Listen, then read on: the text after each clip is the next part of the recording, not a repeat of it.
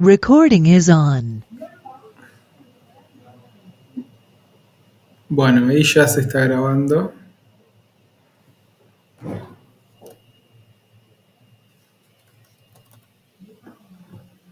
Ahí está. Bueno, ¿cómo les va? La idea era, bueno, voy a hacer la clase de cierre de este curso.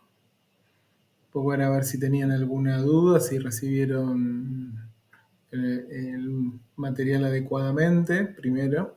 No las veo a ninguna de las dos que está aquí.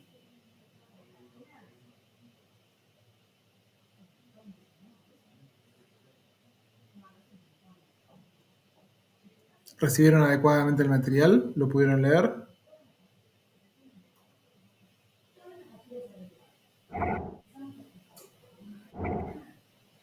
Bien. Veo que están por escrito, que no quieren mostrar la cara. Bien. Bueno, eso era un poco lo que le quería decir. Para la idea no es hoy dar una clase extensa, sino simplemente marcar algunas cosas de los puntos que figuran en la clase. Respecto al primer punto de la acción protectora de la seguridad social, ahí es muy importante entender el concepto de la capacidad de protección que se conecta con el punto 3, ¿no? Y las dimensiones de la seguridad social, ¿no? Entenderla tanto lo que tiene que ver con la dimensión institucional, la dimensión ético-jurídica y la dimensión político-cultural, porque entender estas dimensiones en lo que es el enfoque de la seguridad social da cuenta de, de la metodología que utilizamos para el análisis de la problemática de seguridad social y a partir de la cual se ha conformado esta carrera de posgrado con una metodología interdisciplinaria. Respecto de la norma mínima de seguridad social, ahí un poco lo que nos está marcando es que el concepto de seguridad social y las prestaciones básicas de seguridad social tienen un criterio universal, no dependen solo del criterio de cada país, sino que existe una norma internacional que da cuenta de cuáles son las prestaciones mínimas que se deben garantizar y que le dan contenido a esta idea de que existe un derecho de la seguridad social y que por ende determinadas contingencias son mínimamente dignas de protección. Eso no quiere decir que no puedan ampliarse a otras contingencias que puede prever nuestro país. Ya hemos hablado que, por ejemplo, en nuestro país, además de las contingencias que establece la norma mínima de seguridad social, por ejemplo, en el artículo 14 bis se establece de la Constitución Nacional, se establece como parte de la seguridad social el acceso a una vivienda digna y hoy es todavía una asignatura pendiente de parte de nuestro país es establecer un sistema estable, ¿no? Un sistema que permita el acceso a prestaciones de vivienda en la lógica de la seguridad social. Después, respecto a las prestaciones de seguridad social que estábamos diciendo, bueno, así hay un consenso mundial que determinadas contingencias merecen ser protegidas y son son las contingencias que habitualmente tienen sistemas de protección y con el otorgamiento de prestaciones. Las más comunes son entonces las que en nuestro país también están garantizadas, como por ejemplo la vejez, la invalidez y la muerte, que en nuestro país están protegidas y garantizadas por el régimen que administra la Administración Nacional de la Seguridad Social a través de lo que se llama el SIPA, el Sistema Integrado Previsional Argentino. Además, tenemos también las prestaciones que tienen que ver con la carga de familia, que también son administradas por la ANSES, al igual que el SIPA, solo que a diferencia de las prestaciones de tipo previsional. El financiamiento no es con aportes y contribuciones, sino que el financiamiento en el caso de las cargas de familia es exclusivamente con contribuciones, al igual que el Fondo Nacional de Empleo, que también es administrado para lo que sería la contingencia de desempleo, que es administrado por la Administración Nacional de la Seguridad Social. Después, por otro lado, tenemos también para lo que tiene que ver con la vejez en combinación con la salud, tenemos también prestaciones relativas a servicios de salud y servicios sociales que brinda el Instituto Nacional de Servicios Sociales para Jubilados y Pensionados, el PAMI, donde ahí, como ven, las contingencias que se protegen son contingencias que tienen que ver tanto con la vejez como con la salud. A diferencia de la jubilación, donde la protección va dirigida, la prestación de jubilación, a la contingencia de vejez exclusivamente, acá se combinan ambas cosas. Recordemos que más del 90% de los afiliados del PAMI son personas mayores porque principalmente va dirigida a estos sectores. Pero igualmente hay otros sectores que también se encuentran garantizados por la cobertura del PAMI, como son todos los familiares a cargo de las personas mayores o, por ejemplo, los veteranos de Malvinas, que también son afiliados al instituto.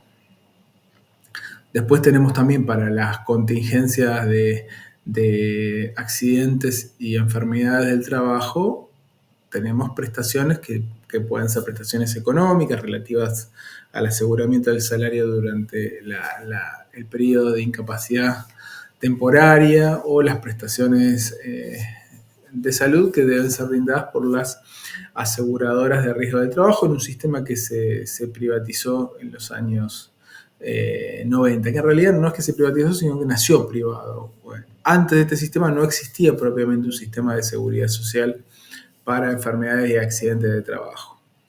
Este sistema igualmente ha sido cuestionado, no, primero por su carácter privado y por la lógica de lucro que tienen las entidades que administran los recursos, y además por limitar las posibilidades de los trabajadores que ante accidentes y enfermedades de trabajo de efectuar reclamaciones directas a los empleadores. Después también para prestaciones relativas a enfermedades y maternidad, enfermedades que no sean de trabajo son las llamadas enfermedades inculpables. Por un lado tenemos las licencias propias del trabajo que están establecidas en la ley de contrato de trabajo y que permiten el aseguramiento de un salario durante el tiempo en que uno se encuentra imposibilitado de concurrir a trabajar en virtud de la enfermedad.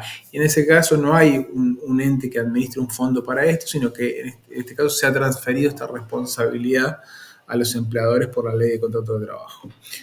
Pero en lo que tiene que ver con, y durante los periodos que establece la ley, la licencia no es eterna, sino los periodos que establezca la ley de contrato de trabajo.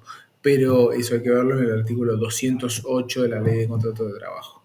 Pero en los casos de las prestaciones de servicios sanitarios ya no es el empleador el que tiene que asegurar eso, sino aquí sí se establece un régimen de seguridad social, que es el régimen de obras sociales nacional, en el cual están cubiertos los trabajadores, primeramente los trabajadores privados y también los trabajadores de empleo público nacional. Solo los nacionales, porque como veremos los provinciales tienen sus propias coberturas a través de los institutos provinciales, y que estas obras sociales nacionales pueden ser obras sociales sindicales, o sea, obras sociales que están administradas por los sindicatos, u obras sociales públicas, como por ejemplo el PAMI, que si bien no es estatal, pero sí los fondos son públicos, o hay obras sociales mixtas también, que están conformadas por el Estado y administradas también por los propios interesados, y obras sociales especiales de las fuerzas de seguridad, que también tienen sus propios regímenes de protección en materia sanitaria. Las obras sociales deben brindar servicios de salud con un piso mínimo de prestaciones que se establece en lo que se llama el programa médico obligatorio. Y eso son las prestaciones mínimas que debe gozar cualquier afiliado al sistema de seguridad social cuando padece una enfermedad.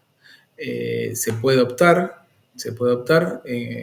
entre obras sociales e incluso se puede hasta suplementar aportes en el caso que uno quiere una cobertura diferencial en virtud de la desregulación que se estableció en los años 90 y que permitió que los fondos de las obras sociales puedan ser gestionados por empresas de medicina prepaga.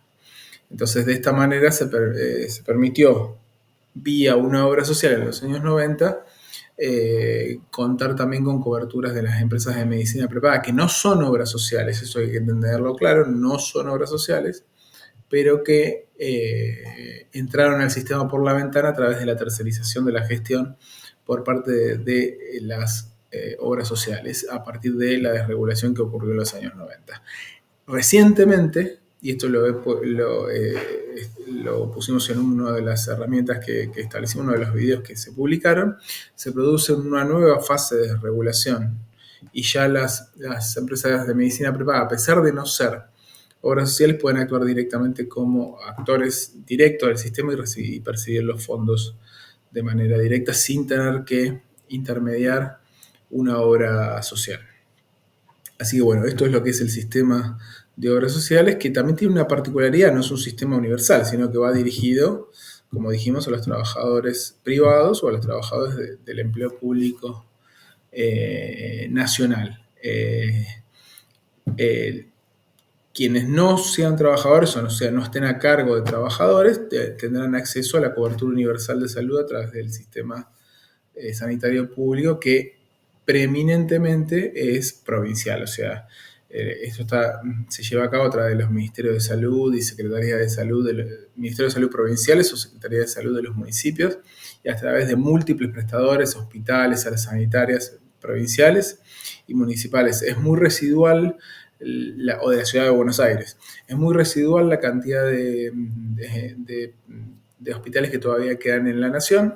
Uno de ellos es el Garrahan, que hoy estamos en plena conflictividad y que claramente en una política de ajuste que está desarrollando el gobierno nacional ha entrado en conflicto, pero bueno, el resto del sistema de asistencia sanitaria pública está en cabeza de las provincias.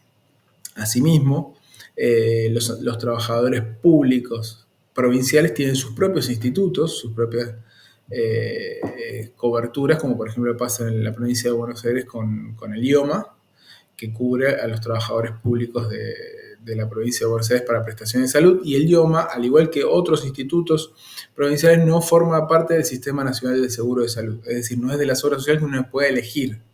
Ahí lo que se llama el afiliado es de alguna manera un afiliado obligatorio a eso sin posibilidad de elección, porque no forma parte del Sistema Nacional del Seguro de Salud, ya que no ha adherido a la ley de obras sociales. Y por último, nos queda, dijimos salud, dijimos riesgo de trabajo, dijimos desempleo, dijimos invalidez, muerte y vejez, y nos queda discapacidad. Ahí hay que distinguir el concepto de discapacidad con el concepto de invalidez. La invalidez tiene que ver más con una cuestión funcional relativa al trabajo. Por eso basta con acreditar que uno tiene una disminución de la capacidad del 66% para que se considere un trabajador pueda tener acceso a una jubilación por incapacidad. En el caso de la discapacidad, y que existen protecciones internacionales sobre la discapacidad y una ley de protección integral de la discapacidad en la Argentina, permite, a través del otorgamiento de certificado de discapacidad, el acceso a prestaciones diferenciales, tanto sanitarias como sociales, que permitan atravesar la situación de vulneración de derechos que padecen estas personas. Así que hay un sistema que establece de alguna manera un programa médico obligatorio ampliado para estas personas y le permite el acceso a otras prestaciones como pueden ser centros de discapacidad o prestaciones relativas a determinadas formas específicas de prestación profesional como pueden ser los acompañantes terapéuticos, etcétera, pero que es una prestación especial para las personas con discapacidad. Es decir, la discapacidad constituye, además de la enfermedad, la discapacidad no es propiamente una enfermedad, pero sí gran parte de sus prestaciones las brindan las obras sociales y otras, y hasta las puede brindar también el Estado en función del otorgamiento del certificado de discapacidad. Y después respecto de lo que es la protección de la seguridad social en nuestro país, bueno, ya un poco hablamos de lo que ha sido la conformación de un estado de bienestar en la Argentina y la conformación de un fuerte sistema de seguridad social, muchas veces muy inequitativo en función del tipo de actividad que la persona desarrolla, el lugar donde vive, las prestaciones. Si bien ha tendido cada vez más a universalizarse, tiene fuertes inequidades y la accesibilidad a las prestaciones no es igual para todas las personas. Digamos, quedan muchos puntos todavía a corregir en términos de accesibilidad a las prestaciones en todos los regímenes de seguridad social. Pero sí tenemos que marcar que, al igual que ha pasado en otros países del mundo, y que pasa directamente con el estado de bienestar en sí mismo, es la fuerte crisis que va teniendo el estado de bienestar y con la emergencia y hegemonía de la visión neoliberal que ha tendido al recorte de prestaciones de seguridad social, y eso lo vemos claramente en nuestro país desde los años 70, donde nuestro propio estado de bienestar y nuestro propio sistema de seguridad social ha entrado en crisis. Fíjense, cada vez que aparecen gobiernos con una perspectiva de corte neoliberal o con políticas neoliberales, una de las primeras cosas que se plantea siempre es la reforma previsional. Bueno, la reforma previsional es uno de los temas siempre centrales y en discusión sobre la sustentabilidad que puede tener el sistema. También ahí hay un video relativo a la historia del sistema previsional y donde se hacen algunos planteos en relación a la sustentabilidad, que además se ata con otra cuestión que también es importante y por ahí no está abordada en la clase, que tiene que ver con el envejecimiento poblacional. O sea, además de la propia crisis que tiene el sistema jubilatorio y el estado de bienestar a partir de su cuestionamiento, desde los años 70 y de la hegemonía neoliberal, también se nos aparece o se nos presenta el problema del envejecimiento poblacional. Es decir, las sociedades todas están cada vez más envejecidas. Es decir, hay menos gente aportante y más gente en relación, ¿no? Menos gente aportante en relación a la gente que recibe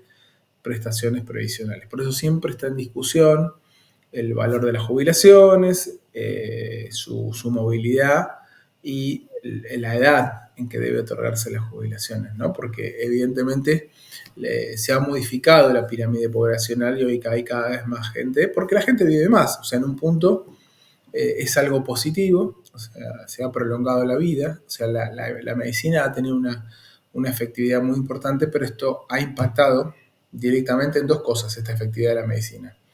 Ha impactado en la longevidad de las personas. O sea, no siempre se vive mejor, pero se vive más. Incluso en los países más pobres, todos han corrido su vara. En los países más que tienen mejores sistemas de protección sanitaria o que tienen mejores posibilidades de acceso a prestaciones, han crecido hasta la edad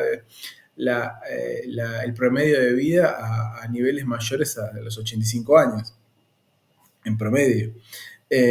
Nuestro país está cerca, depende si es varón o mujer, la mujer está llegando a los 80 años de promedio y el varón unos años menos, pero por ahí nomás, con lo cual es un país que tiene también una población que cada vez va envejeciendo aún más, porque como dijimos, evidentemente la medicina ha tenido una eficacia en sus desarrollos. No quiere decir que la gente se cuide más, sino Aunque en los últimos 10 años sí hay un proceso más de autocuidado y de conciencia sobre el cuidado de la salud que lo que había anteriormente. Pero aún así, aún sin conciencia de este cuidado, la gente vive más porque la medicina ha logrado prolongar la vida. ¿Y cuál es la otra consecuencia de esta efectividad de la medicina? El incremento expansivo de los costos de salud. O sea, cada vez es mayor porque hay procedimientos tecnológicos más importantes, nuevos medicamentos, nuevos insumos médicos, que si bien tienen una efectividad en la mejora de la prolongación de la vida, no siempre en la calidad de vida, también lo que aumenta es el costo que insume los sistemas o los regímenes de prestación de servicios de salud. Los costos se hacen exponenciales y por eso también entra en crisis no solamente el sistema jubilatorio, sino también entra en crisis el sistema sanitario o el sistema de seguridad social en salud, en el caso de las obras sociales, porque los recursos resultan cada vez más insuficientes para afrontar los nuevos procedimientos y evidentemente hay una demanda a la utilización de esos procedimientos que son autorizados por los propios organismos públicos para llevarlos a cabo a las personas. Entonces, estas son las tensiones que se generan y por eso también está en crisis esta cuestión de cómo afrontar los costos de un sistema de salud cada vez más expansivo en sus costos, donde además existen fuertes negocios o sea, la economía de la salud es muy dinámica y hay fuertes negocios internacionales en relación a los medicamentos. Ya lo vimos en lo que fue el caso de las vacunas con el COVID-19 y el manejo o el desarrollo de medicamentos, contar con la tecnología, con la innovación de medicamentos, también tiene una dimensión política y coloca a los países en mejor posición que otros, si uno puede tener ese desarrollo. Nuestro país tiene una fuerte industria farmacéutica, donde muchas veces hay desarrollos importantes de medicamentos, pero también hay medicamentos que aquí no se producen y que son medicamentos de muy alto costo. A veces, costos, estamos hablando de $2 millones un tratamiento, o sea, estamos hablando de valores muy importantes y cada vez se expanden más en el mundo y que han demostrado tener efecto. A veces también el negocio lleva a que haya tratamientos que no tengan eficacia comprobada, pero que se imponen por intereses económicos. Pero bueno, en la generalidad sí podemos decir que la medicina, más allá de estos desvíos, de estos intereses y de la expansión de los costos, ha tenido un efecto positivo en la prolongación de la vida. Como le dije, no siempre en la calidad de vida, se vive más pero no se vive mejor, que impacta en el sistema sanitario y que impacta en el sistema previsional por la prolongación de la vida y la longevidad de las personas, es decir, más personas que se jubilan, en definitiva. Además, en nuestro país, el sistema jubilatorio cuenta con una cobertura previsional ordinaria para las jubilaciones, que sea a los 60 para las mujeres o a los 65 para los varones. Las mujeres pueden optar por continuar trabajando hasta los 65 años y a partir de esa edad todos ya se pueden jubilar, pero además existe una jubilación por edad avanzada a los 70 años cuando no se han cumplido los aportes, pero se han cumplido una cantidad de aportes que permiten acceder a los 70 años a una jubilación similar a la ordinaria. O también existe, por otro lado, otra prestación distinta, que cuando uno no cumple con los requisitos de los aportes necesarios para acceder a la jubilación, que son 30 años de aportes, uno puede acceder a lo que se llama la pensión universal del adulto mayor. Y se da a los 65 años. Acá no hay una diferenciación de varones-mujeres entre 65 años. Si una persona no pudo acceder a los 65 años, ya sea varón o mujer, a una prestación jubilatoria todavía por no haber cumplido el requisito de los 30 años de aportes, en ese caso puede acceder a la pensión universal del adulto mayor, que es una prestación que ha sido muy cuestionada porque es una prestación que se estableció en el periodo macrista y que tuvo que ver justamente en una época como la actual de políticas de corte neoliberal. Lo que se buscó es poner fin a la moratoria previsional que había sido puesta en funcionamiento durante el kirchnerismo y en sustitución establecer esta prestación que tiene algunas desventajas importantes en relación a la jubilación que uno obtenía por la moratoria previsional. Primero, que es una jubilación o una prestación disminuida, el 80% de la mínima de la jubilación ordinaria. Segundo, que a las mujeres no tienen una diferenciación que está plenamente justificada por razones de género de un acceso a los 60 años, como en el caso de la jubilación ordinaria. Y tercero, que a diferencia de la jubilación ordinaria, no se hereda en el caso de muerte. Es decir, no existe pensión sobre la pensión, como sí ocurre con la jubilación ordinaria. Entonces, claramente si bien fue presentada como una universalización de una política, en el fondo es una política de ajuste desarrollada por el gobierno macrista. Asimismo, el sistema jubilatorio se complementa con regímenes previsionales provinciales para los empleados públicos de las provincias, como por ejemplo pasa en la provincia de Buenos Aires con los empleados públicos que tienen un régimen especial del IPS, lo mismo que ocurría en el ámbito de salud. Y también en las provincias vemos que los distintos regímenes, las distintas provisiones liberales tienen sus propios regímenes a través de cajas profesionales, como puede ser la caja de médicos, las cajas de abogados, pero siempre son provinciales, siempre son de nivel provincial y no de nivel nacional. Como vemos, el sistema de seguridad social es muy complejo, porque cada régimen no es que existe una homogenización para todas las personas, sino que también depende mucho del tipo de profesión, depende mucho de la jurisdicción, con lo cual lo que nos va marcando es diferencias de acceso en todos los regímenes, diferencias de acceso a las prestaciones y fuertes inequidades, ¿no? Hay sectores que están mejores protegidos que otros. Y en esto que decíamos, que la seguridad social está en crisis, está cuestionada con la hegemonía del neoliberalismo, bueno, hoy lo vemos de nuevo, y más fuertemente, donde se plantea directamente que, en palabras del presidente, es que la seguridad social, la justicia social es una aberración, ¿no? Y en esta idea de la que depende la seguridad social, que es este principio de justicia social, que es un principio internacional, que es un principio que también está establecido en la Constitución Nacional, evidentemente la seguridad social también es cuestionada. Y sobre todo es cuestionada cuando el Estado debe hacer frente con recursos para cubrir los déficits que puedan tener los seguros sociales, como ha pasado con la jubilación. De hecho, hoy hay una fuerte crítica de parte de los sectores gubernamentales del plan de inclusión previsional que se llevó a cabo durante el kirchnerismo, que permitió el acceso a jubilaciones de más de 3 millones de personas. La alta precariedad laboral y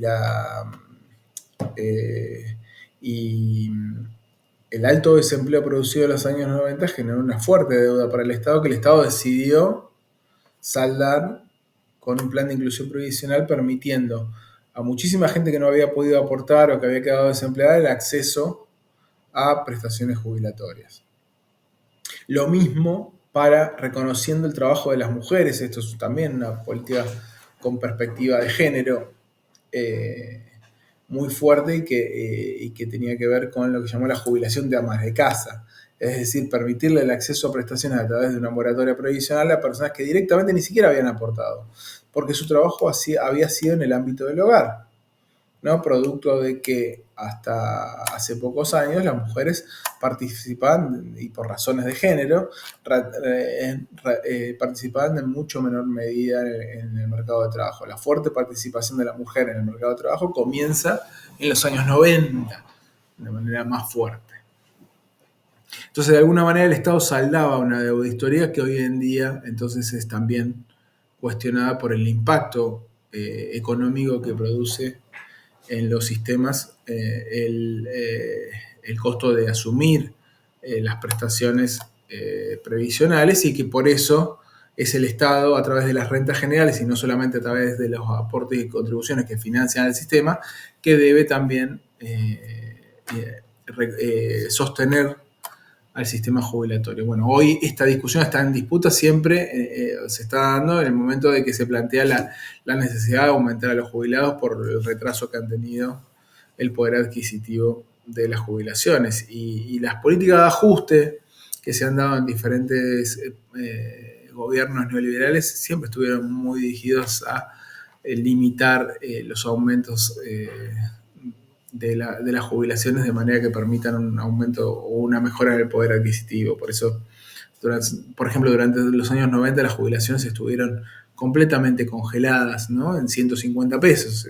Ustedes podrán recordar a una dirigente muy importante, muy famosa, fue Norma Pla, ¿no? Que de alguna manera llevaba el reclamo de aumentar las jubilaciones que estaban congeladas y que recién se van a descongelar durante el periodo de Néstor Kirchner, con diferentes decretos que permitieron el aumento hasta la sanción de la primera ley de movilidad provisional. Después van a venir sucesivas leyes en distintos gobiernos de movilidad provisional que no han logrado llegar a mantener el poder adquisitivo de las jubilaciones como se había logrado en ese primer periodo del gobierno de Néstor Kirchner. Y por último me gustaría decir 2 palabras de la asignación universal por hijo. La asignación universal por hijo también, al igual que el plan de inclusión previsional, constituye estrategias que marcan que aún en la crisis la seguridad social se siguió ampliando y siguió su tendencia hacia la universalidad. Fíjense que la asignación universal por hijo, al igual que lo que fue el plan de inclusión previsional con la moratoria, permitió el acceso a prestaciones a personas que no, por razones de trabajar de manera precaria, en informalidad, no podían tener acceso a las asignaciones familiares o a alguna asignación familiar como si tenían los trabajadores formales. Entonces, es la universalización de una, no de todas, de una de las asignaciones familiares que establece el sistema para los trabajadores formales. Esto constituye una política muy importante y de alguna manera es el cumplimiento del mandato constitucional de establecer un sistema especial de seguridad social para el niño por nacer y para el niño a los efectos de fortalecer la protección de la niñez. Entonces acá el beneficiario en definitiva son los niños y se percibe a través de las personas que están a cargo, preferentemente la madre. Y acá también es un punto que tiene que ver con lo que son las políticas de género, porque bueno, implica una inyección de recursos principalmente dirigida a las personas que tienen la carga de cuidado en la sociedad, porque como sabemos, la distribución de las cargas de cuidado en la sociedad son desiguales y están sobre todo en la práctica recaen sobre las mujeres y bueno, y con políticas como esta también se las ha tomado como estrategias que tienen que ver con un enfoque de género de las políticas sociales. Así que ha sido una política muy importante que no se la estableció por ley, porque no se llegaron a los consensos necesarios en ese momento, pero se la estableció a través de un decreto de necesidad de urgencia que incluso se fue ampliando. Se fue ampliando porque, por ejemplo, la asignación universal por hijo en una primera instancia no incluía al niño por nacer y después se la amplía a la asignación por embarazo y más adelante, en la época ya del macrismo, incluso se lo amplía a los monotributistas. A los monotributistas sociales especialmente. Entonces, esto es una política también, tal vez es la política más importante, no solo en términos de lo que es asignaciones familiares, sino también es una política muy importante en materia sanitaria y educativa, porque también tiene, para poder percibir íntegramente la prestación, hay una parte que se reserva y se la supedita, se la condiciona al cumplimiento de obligaciones que tienen que ver con cuestiones sanitarias como el calendario de vacunación o los controles médicos y también con la escolaridad obligatoria cumplida que se debe acreditar. Entonces, también constituye un incentivo a la terminalidad educativa. Y decimos que también, entonces por eso es una fuerte política sanitaria porque permitió un acceso a mayores prestaciones de salud, pero también a prestaciones de tipo educativo, puesto que estimuló y permitió la mayor terminalidad educativa de los niños a partir de este incentivo que también se establece en esta condicionalidad de la asignación universal por hijo. Bueno, también, además de un texto que dejamos ahí sobre asignación universal por hijo, también dejamos un video relativo a esta política que construyó una política muy importante, tal vez sea la política social más importante de América Latina en términos de protección de la niñez específicamente. Y después, por último, la cuestión de la seguridad social como instrumento de política económica. Debemos decir que, bueno, por el volumen de recursos que mueve la seguridad social también puede ser visto no solo como una estrategia de protección social ante determinadas contingencias, sino que la movilización de esos recursos tiene un impacto económico que desde visiones más keynesianas se considera que estimulan la creación de demanda agregada, por ende favorecen un ciclo virtuoso de la economía, porque al aumentar el consumo impactan directamente y sobre todo de sectores que tienen una propensión mayor a consumir, estimulan el aumento de la demanda y por ende también mejoran las condiciones económicas, facilitan o permiten o generan condiciones para la industrialización, que en algún momento esto fue central porque las políticas industriales que se dieron durante la época del kirchnerismo se sustentaron también en un alto consumo de los sectores medios y los sectores bajos también, gran parte motorizados por estas políticas que no existían. Entre ellas, políticas muy dirigidas a los sectores más bajos de la población, como por ejemplo la asignación universal por hijo u otros programas sociales que no eran propiamente de seguridad social, pero sí que se combinaron con elementos que tienen que ver con la seguridad social. Por ejemplo, la Argentina Trabaja. O sea, programas de transferencia de ingresos condicionados que estuvieron dirigidos a cooperativas de trabajo para asegurar el ingreso de muchos trabajadores que no tenían acceso al mercado de trabajo formal, pero que gracias a la combinación con otras estrategias como lo que fue el monotributo social, permitía el acceso a prestaciones de seguridad social, por ejemplo, a jubilaciones o a obras sociales de estos trabajadores que de otra manera no hubieran podido tener acceso al sistema de seguridad social. Ahí también dejamos unos videos relativos a lo que es el monotributo social y a lo que está pasando hoy con el monotributo social.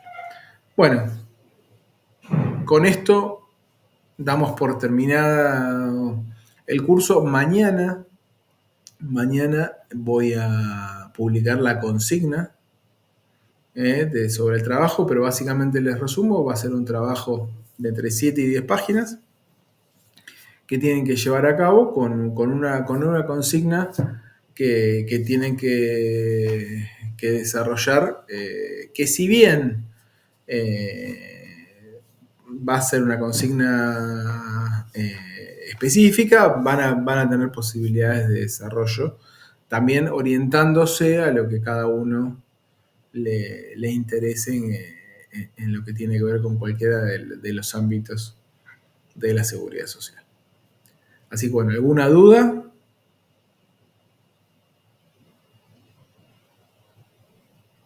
No, ninguna.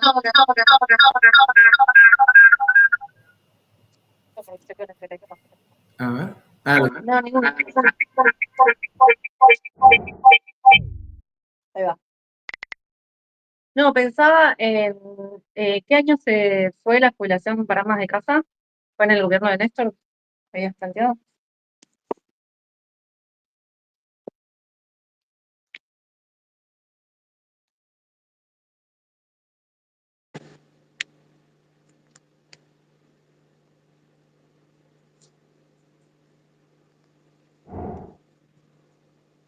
Silenciado. ¿Ahí me escuchan? Estaba silenciado. Les decía, se dispone en el gobierno de Néstor Kirchner, pero se ejecuta sobre todo durante el 2008, es la parte más fuerte del plan de inclusión previsional. Después hay un segundo plan para el año 2015 que termina que amplía aún más la cantidad de personas incluidas, pero básicamente estos son los periodos. Después las moratorias provisionales siguieron, pero fueron más marginales. Y hoy en día ya fueron dejadas de lado. Ya el macrismo quiso dejarlas de lado, como les dije, con la aprobación de la pensión universal del adulto mayor. Bien. No, y también interesante en esa misma línea, hace unos años, la línea de reconocer las tareas de cuidado como trabajo no remunerado y no reconocido hacia las mujeres. En la misma línea, hace unos años, creo que durante el gobierno de Alberto, se reconocieron años de aporte por hijo a las mujeres, lo que le dio la posibilidad a varias mujeres de poder acceder a su jubilación también. Exacto. Bueno, tiene que ver con las formas en que se dieron las moratorias, ¿sí? Básicamente era eso. Claro. Se establecían años sin tener que pagar aportes. Pero es el reconocimiento de las tareas de cuidado donde desde muchas corrientes se consideró históricamente que no generaba la idea del trabajo doméstico o de cuidado, no genera valor. Y hoy en día ya no se piensa de esa manera, ¿no? Que el trabajo doméstico o de cuidado siempre genera valor, aunque sea de manera indirecta, ¿no? Porque también el hecho de la utilización del tiempo, ¿no? El tiempo es dinero, como se dice el capitalismo, el tiempo es dinero. Bueno, es alguien que no tiene que realizar esa tarea porque la realiza otro, y ese otro no está remunerado, justamente. Entonces es un reconocimiento de esa tarea que encima, como dijimos, el reparto de las tareas de cuidado, de acuerdo a lo que es el enfoque de género, es desigual y está sobre todo carga sobre las mujeres. Por eso la preeminencia del otorgamiento de la asignación ante el pedido de ambos hacia las mujeres. ¿Más dudas? Bien. Bueno, les agradezco mucho, espero les haya servido la clase y las otras clases. Y bueno, mañana entonces publicamos la consigna y ya damos por terminado esto. Muchas gracias. Gracias. Hasta luego.